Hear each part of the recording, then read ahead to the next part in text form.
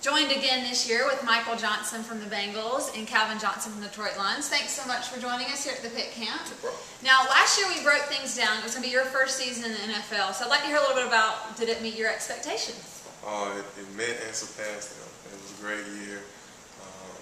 We won 10 games, made it to the first round of playoffs. We lost, but it was only the second time making playoffs in 20 years. So I would say that was a successful season. I would say so too. And I won't go into the battle between the two teams.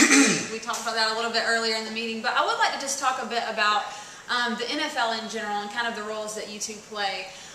You spoke earlier, your faith is extremely important in your life. How have y'all had a chance to walk that out in the NFL? You have to. I mean, in the NFL, everything is under a microscope for you. So if you're not living in your faith, then you're going to be exposed. You're going to be in places you have no business being. You're going to be doing things you have no business doing. And like I said, you're under a microscope. So the media, everybody is out there to report what you're doing, basically. You know, even if they've had to follow you around. So you really have to. It's a fight. You have to fight a good fight. Right. All right. What about you, Michael? I would say my faith came into play big time this year because we had a coach lose his wife during the middle of the season. We also had a teammate pass away. So, you know, we all had to be strong for each other and just, you know, keep our faith in God that, you know, we're going to all get through it as individuals and as a team. And we were able to do that and overcome. And I really felt like we grew tremendously as men.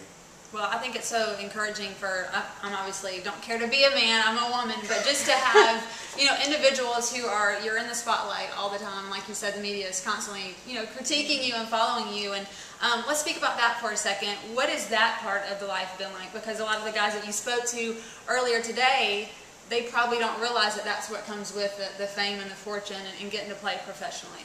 Well, one thing that I would want to share to those guys is, you know, you have to be careful with what you say to the media because not all media is bad, but there are people that will take what you say and chop it up and make what you said into a bad thing because at the end of the day, their job is to make a story, you know. So I said be wary of what you say to the media. Exactly. You just be careful what you say.